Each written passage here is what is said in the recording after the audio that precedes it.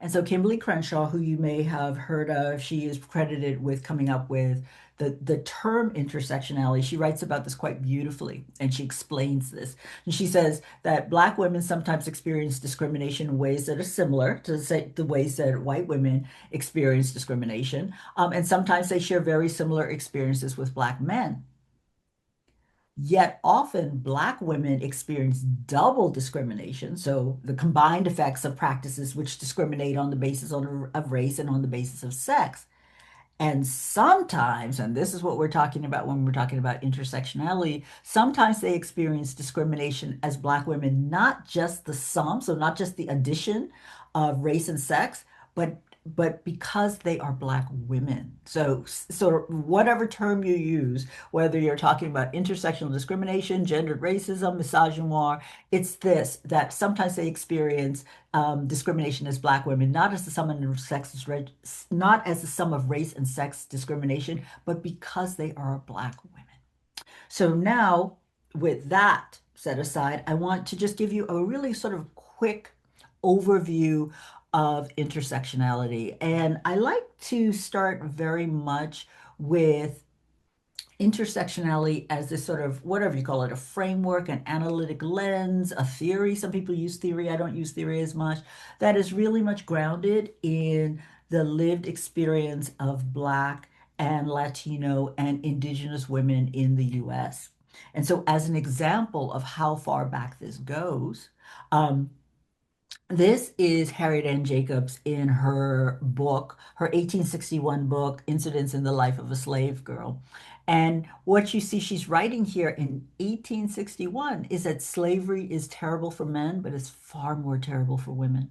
Super added to the burden common to all, she writes, they have wrongs and sufferings and mortifications peculiarly their own. And so what she's laying out here is what Ange Marie Hancock, who is an intersectionality scholar, calls this sort of history of intersectionality related thought, where you know Black women have always known about this intersection between racism and sexism and how they fall through the cracks.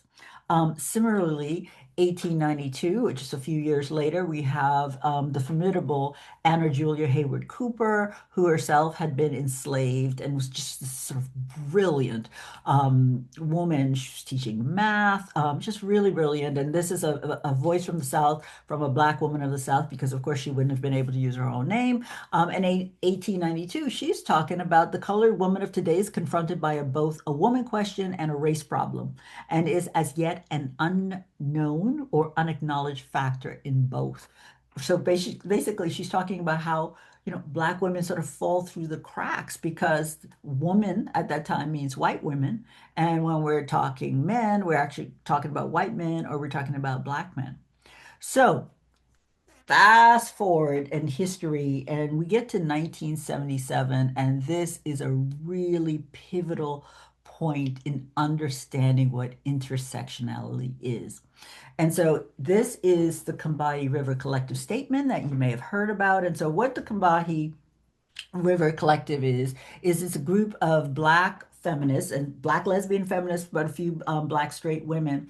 And they've been organizing for a variety of topics that are affecting the Black community. In particular, one of the things they've been organizing around is something like 12 unsolved murders of Black women in Boston at the time that didn't make the news, kind of like now, didn't make the news. And so they are very much aware and keenly aware of this sort of synthesis of oppression.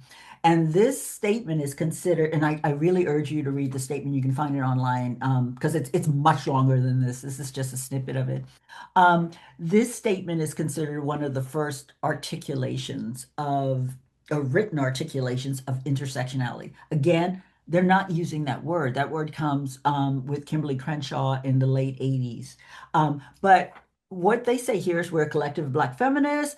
We've been meeting since 1974. And if we had to come up with a general statement of our politics, it's this, that we are actively committed to struggling against racial, sexual, heterosexual, and class oppression. And we see as our particular task, and you're gonna see these come up again, but I want to point it out, the development of integrated analysis. So intersectionality is analytic strategy, and practice, action, the doing of intersectionality, based upon the fact that the major systems of oppression are interlocking. It's the synthesis of these oppressions that creates the conditions of our lives. And what I always like to point out here when I talk about the Combahee River Collective is they're not talking about, oh, just because we're Black women and it's because they're not focused. I mean, it's a paradox because on the one hand, Combahee is very much concerned with identity politics, but in this part of the statement, they are very much focused on systems of oppression. And that's what I want you to take about what intersectionality is. It's not just about multiple intersectional identities. Everybody has a multiple intersectional identity, right? Everybody, being white, rich, heterosexual, cisgender man, that's an intersectional position. But what they're concerned about is oppression based on those intersectional positions. So then, just generally speaking, this is a quick overview. I like to talk about what happens when intersectionality comes from, on the one hand, the history of lived experience that I already showed you, and then activism, right? Black lesbian feminist activism in Combahee, and then it travels into universities. And this is where Kimberly Crenshaw comes into play because she's a critical legal scholar and she writes these two very important papers showing basically how Black women sort of just fall through the cracks because of this assumption that when we mean women, we mean white, and when we talking about men, we're talking about Black men. And so she, as I said before, is credited with coming up with this term intersectionality. But what's so interesting to me is at the same time, so you see 1989, 1991, that Kimberly Crenshaw is writing these articles, these law review articles. You have Patricia Hill Collins, who is a Black feminist sociologist, and she writes this book. This book is so wonderful. It's really one of my favorites. In 1991, she's talking about the same thing. She's not using the term intersectionality, but she is talking about, these sort of additive models of oppression, which she says are firmly rooted in this either or dichotomous thinking of Eurocentric masculine thought. And she says, if we replace this either or business with these sort of models that focus on interlocking or intersectional or whatever you want, interbraided, whatever you want to come up with, that it creates possibilities for these new paradigms, new ways of thinking. And she writes about the significance of seeing race, class, and gender as interlocking systems of oppression, is that such an approach fosters a paradigmatic shift, I would say a radical shift of how we think inclusively, not just about the big three, the race, class, and gender, but about all types of other oppressions, such as those based on age, sexual minority status, gender minority status, religion, ethnicity, weight, and we can keep going, disability status. So what is intersectionality? Patricia Hill Collins says that it's not one thing. We should think about it as sort of like three things. That it's really this broad-based knowledge project. So as a field of study, you can take classes on it. I've taught classes on intersectionality in public health, for example, when I was a professor in a school of public health. It's an analytical strategy for sure. And so one of the reasons that people like Leah came to the summer intensive that we run at the Intersectionality Training Institute is to sort of learn what does it mean to use intersectionality, this framework that comes not out of the university, but out of the experiences of women of color in the US. What does it mean to apply that to, sort of research or practice or policy work? And then the last thing that intersectionality is the most important thing, and it's what you're doing, which is why I'm so excited about the work you're doing at Sierra Sisters. Um, Patricia Hill Collins reminds us that, all right, intersectionality is all these cool things. Well, she wouldn't say that's what I said. But it's not simply a field of study to be mastered. It's not just about, getting your master's in intersectionality or something like that, or an analytical strategy for understanding. Rather, intersectionality as critical praxis sheds light on the doing of social justice work. And so praxis is just one of these fancy academic words that has to do with the application of theory to practice. And so it's the doing of social justice work, which is exactly what you're doing. And it's so important that you're doing it because one of the problems that Patricia Hill Collins has written about and that I've seen is that as people get really excited about intersectionality, they get excited about intersectionality in a very narrow frame. It's about doing the research to get another grant or doing the research and publishing, but not so much the action part of intersectionality. And it's really what intersectionality does that makes this framework so powerful. So now I just want to go into sort of three things that intersectionality does. One, it spotlights intersectional invisibility. Intersectional invisibility is this term that Purdy Vaughns and IBAC came up with in 2008, and they said that when people are not prototypical of their of these sort of larger groups, they're considered like side of, outside of that. So Black women are not prototypical of the group women, for example, right? Or when you think about racial and ethnic minority people, you say that most people probably think about men. They are intersectionally invisible. Now, one of the practical implications that intersectionality shows us is that this is the image that comes to mind. This is the sort of prototypical image that comes to mind when we think about women with breast cancer, right? White women, not this. And we should. And this, I know you know this story, but this is in the interview in March. Bridget recounted this story about, prior to being diagnosed, I went to see my doctor, and she gave me a laundry list of why I didn't need a mammogram. And the last reason was, as you're a Black woman and breast cancer doesn't happen in your community, come back in 10 years. And you all know that story quite intimately. The second thing that intersectionality does is it highlights this problem with sort of what intersectionality scholars call single axis thinking.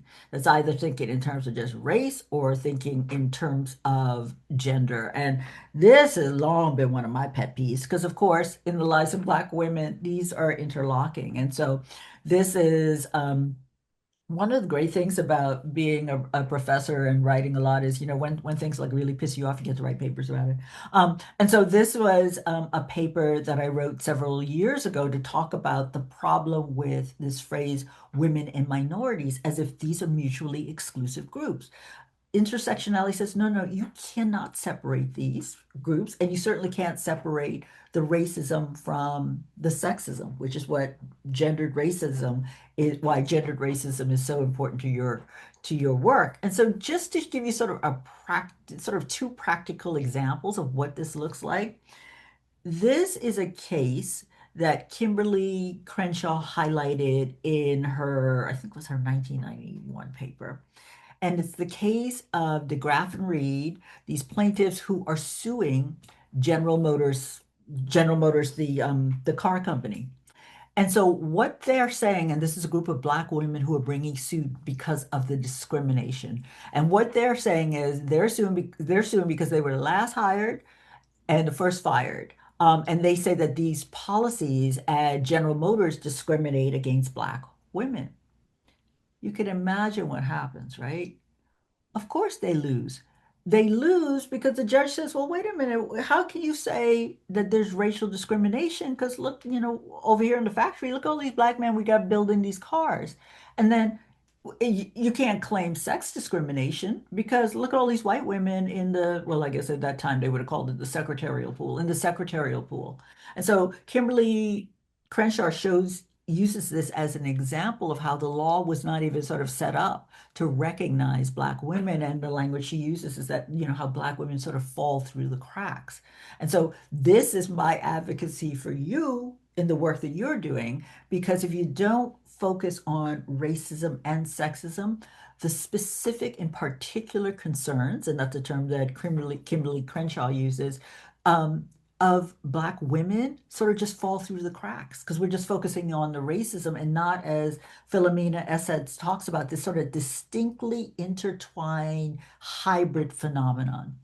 Another example of what this looks like in the medical field is this was a big study in 1999, and this was published in the New England Journal of Medicine, which is, one of these really prestigious, hard to get in medical journals. And they wanted, these are all actors, and they were given the same script. As you can see, they're pretty much dressed similarly. And what they wanted to know, now notice, I want you to notice notice the title, the effect of race and sex. That's problematic. And but you see this everywhere because it's sort of putting the race and sex don't do anything. It's the discrimination and the oppression based on that. So remember that. So what they wanted to know is, so all of these patients you see here, all eight, they would show up and give the same script. And the authors of the study wanted to know, the researchers wanted to know, who was less likely to be referred for cardiac catheterization. I'm not a doctor. I don't know what that is. I'm sure Leah knows exactly what that is. And so what they reported in this study is what you see here, that patients who were women or Black had the fewest number of referrals. However, a colleague of mine and I went and we redid the analyses. Turns out, if you see that they by focusing on women or race, they found, no great differences. But if you see 1B, you will see using an interaction analysis, which is not the same as an intersection analysis. Won't get into all of that. Black women were the only group with the significantly lowest amount of referrals. So this is what so you see, you see how the lines are exactly the same for all the other groups and see how much smaller it is for Black women. They were the only group. And so this is what you miss if you get into this women and minorities or women and minorities business. Unfortunately, and not surprisingly, this is also showing up in the cancer space. This was a 2023 study that was looking at referrals for psycho-oncology services. And out of all the groups, you'll see that Black women had the lowest probability of being referred to psycho-oncology. So surprise, surprise. But this is why an intersectional focus is absolutely necessary. The third thing is that intersectionality is absolutely masterful for showing how power and intersecting structural oppression shape the experiences. All the things that, the things that Dee and Jeannie were talking about in the video, it's because of this intersection of racism and sexism. And so there's been some work, it's just sort of starting about intersectionality in the cancer space, which is really exciting. And so this is a 2023 paper where they did a scoping review is where you want to understand just like what's out there. And the authors of this argue that intersectionality offers an alternative lens through which to analyze and underlock how these interlocking systems of oppression uniquely shape the experience of patients with cancer and drive inequalities. This paper gets it exactly right. But just as they are focusing on systems of oppression shaping, you'll find so many other papers talking about how race and gender shape. No, they don't. You end up implicitly blaming people for, demographics that they can't do anything about. But you can modify oppressive systems. And so that's why it's so important to keep the focus on oppressive systems. And I'm sure you all know better than I the statistics about Black women and breast cancer. And that when we're talking about that, we are necessarily talking about inequities and inequalities such as these. This is from a 2024 study found that compared with women from other racial and ethnic groups, Black women had a 38% higher mortality than white women, despite 5% lower incidence, lower survival for every type of breast cancer except the localized ones, and 10% less likely to be diagnosed for localized disease in white women, and on it goes. But the way we know that breast cancer is not just some sort of isolated biological thing that disproportionately affects Black women is because we can also look to other health conditions and see pretty much the same thing. So that when we're talking about HIV, still Black women are disproportionately affected by HIV compared with other women. Maternal mortality rate, what you're seeing here is this is 2023 data showing that rates of pregnancy-related mortality and morbidity, that's Black women with the highest numbers in the tallest two bars. The green bar is 2023. 2022 is the blue, and you'll see that the 2023 data is a little higher, through more than 3 times the pregnancy-related morbidity and mortality complications Black women have related compared with white women. So you slot in a condition, and that tells you that what we're talking about is not, is not just some like sort of, it's not just biological. It is about gendered racism. And this is another infographic just showing again. So there's so much research on, the triple negative, and yeah, that's true, and this different biological manifestations, but over and over, what we're seeing, whether we're talking about breast cancer, pregnancy-related mortality, HIV, you pick the condition, are things like this: delays in diagnosis, implicit bias, which I think is just too genteel for me. I like call it what it is. It's gender racism. Um, Implicit, or it's discrimination from healthcare providers and financial factors, which of course is a structural issue. So when I talk about these things, I typically use the word inequities. I find that disparities really obscures what's happening in terms of these sort of oppressive symptoms. And so you're going to see in the literature, and people are talking about disparities. Disparities are just really sort of large differences, and not all disparities are inequitable, right? So you could talk about disparities in health between older people and babies. Older people get all kinds of diseases and conditions that younger kids and babies just don't get. And so you could talk about that as a disparity, but it's not an inequitable, right? It's just a sort of a natural difference. But here, when we're talking about breast cancer inequities, we're talking about differences in health that are necessary and they're unavoidable. Through reasonable means, they're unavoidable. Um, but in addition, are also unfair and unjust. And so